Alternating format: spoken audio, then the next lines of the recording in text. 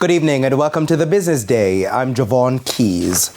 Norbrook Equity Partners has acquired 79 Kentucky Fried Chicken KFC and Dairy Queen DQ locations in Panama.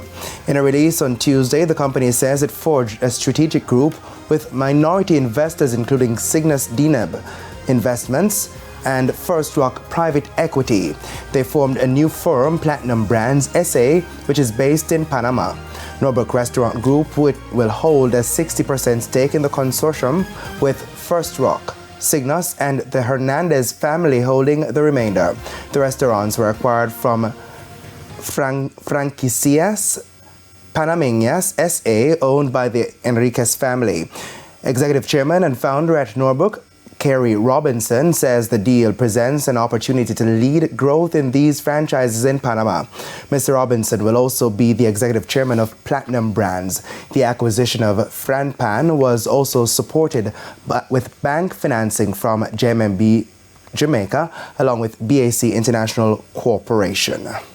To some news on the local stock market, the JSE, that's the Jamaica Stock Exchange, has suspended the trading of shares in two companies as they have not filed their audited financial statements for 2023.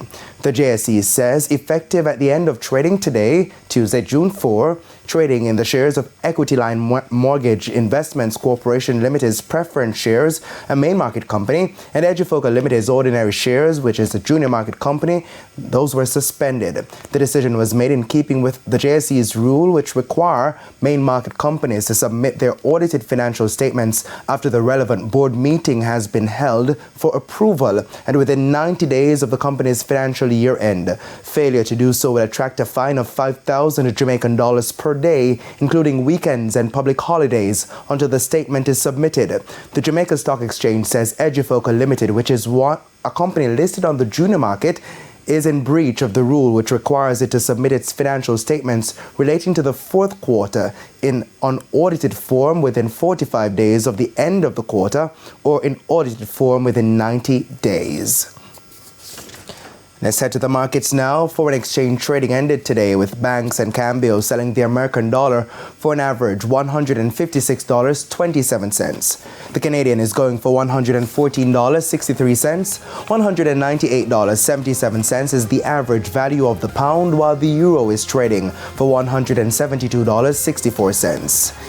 And the JSE index declined by 3,499 points today, while the junior market index declined by 49 points. Among the 38 winners were Stanley Motor ordinary shares, Productive Business Solutions 9.75% cumulative redeemable preference shares, T-Tech, MFS Capital Partners, and Regency Petroleum Company. The 50 losers included Paramount Trading Jamaica, Medical Disposables and Supplies, Jetcon Corporation, Indus Pharma Jamaica ordinary shares, and Jamaica Public Service Company 7% shares. 27 stocks traded firm.